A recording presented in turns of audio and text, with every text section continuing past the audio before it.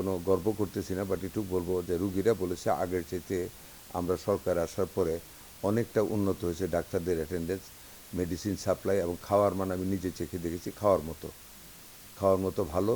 ঈদ তো গ্রামের বাড়িতে করেছি, ভালো কেটেছে। ঈদ কাটিয়ে ঢাকায় আসলাম গতকাল। এবার ঈদটা একটু আমরা মনে করি অনেক ভালো কেটেছে সারা দেশবাসীর। নগদ নিয়ে এলো হার না মানা হার অফার। সর্বনিম্ন 10,000 টাকা রেমিটেন্স নগদে পাঠালে থাকছে স্বর্ণের হার জেতার সুযোগ। আপনি গত 1-2 দশক যদি দেখেন, প্রতিটা রমজানের ঈদে বাজারে দ্রব্যমূল্যের বাজারে একটা অস্থিরতা থাকে। I think you will admit যে এবার বাজারে অস্থিরতা অনেকটা কম ছিল।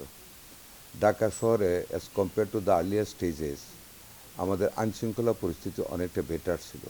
রাস্তাঘাটের অ্যাক্সিডেন্টটা কম ছিল, তবে আনফর্চুনেটলি ঈদের দিন রাতের গিয়া কয়েকটা অ্যাক্সিডেন্ট হয়েছে। আমাদের দেশের ইস্ট পূর্বাঞ্চলে রেলের একটা অ্যাক্সিডেন্ট হয়েছে, মাছের গাড়ির একটা অ্যাক্সিডেন্ট হয়েছে, বান্দরবনে অ্যাক্সিডেন্ট হয়েছে, এতে একটা ক্যাজুয়ালিটিস হয়েছে। এটা আপনার রাস্তা ফাঁকা ছিল বলে অনেক সময় অতিরিক্ত স্পিডে গাড়ি চালানোর এই অ্যাক্সিডেন্টগুলো হয়েছে। এটা একটা আনফর্চুনেট নিউজ, বাট আদারওয়াইজ রাস্তাঘাটেও আমাদের অ্যাক্সিডেন্ট এবার কম হয়েছে। ঈদের যাত্রার সময় ভিড় পাট্টাটা অনেক কমে গিয়েছিল, লম্বা ছুটির কারণে সময় পেয়েছে, এবং ফেরার পথেও মানুষ অনেক কমফোর্টেবল অবস্থায় তারা ফিরেছে, যেটা কালকেও অনেক প্যাসেঞ্জাররা বলেছে, আপনারা দেখেছেন মিডিয়াতে। তো মোটামুটিভাবে ঈদটা ভালো কেটেছে।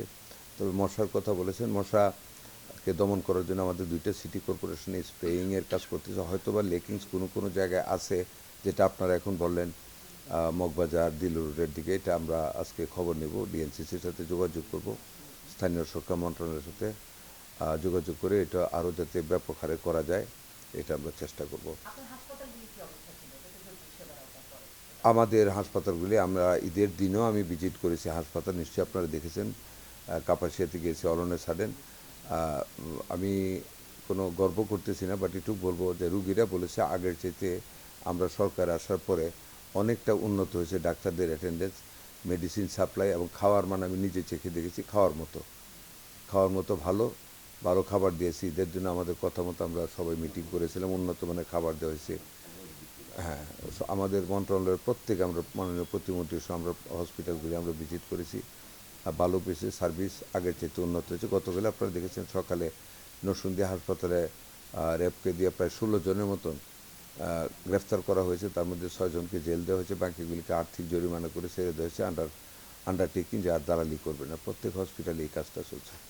গতকালও দেখেছেন আমরা আসলে সব গত প্রায় 2.5 দশকের পুঞ্জীভূত সমস্যা ওভার দ্য নাইট তো আমরা শেষ করতে পারবো না। যেমন কালকে আপনারা জানেন আসাদগেট থেকে শ্যামলী পর্যন্ত একটা ক্লিনিকের হাব তৈরি হয়েছে, বাট ভেরি লো ক্যালিবারের সার্ভিস দেওয়া হচ্ছে। কালকে একটা ক্লিনিক আমরা দেখেছি, যেখানে আপনারা মিডিয়াতেও দেখেছেন, সাংবাদিকরা এটাকে উদ্ঘাটন করেছে। কোনো ডাক্তার নেই, যে কোনো লোক অপারেশন করতেছে। অত্যন্ত আনহাইজেনিক অবস্থায় ক্লিনিকগুলিকে পাইছে। আমরা সিলগালা করেছি। আজকে থেকে আমাদের ডাইরেক্টর হসপিটাল বাকি সমস্ত ক্লিনিকগুলিতে ভিজিট করবে, তাদের লাইসেন্সগুলি চেক করবে, এক্সিস্টিং ডাক্তার আছে কিনা, সমস্ত যা থাকার দরকার এগুলি চেক করে, যেগুলি না পাবো আমরা লাইসেন্স বাতিল করে দেবো আমরা। Thank you.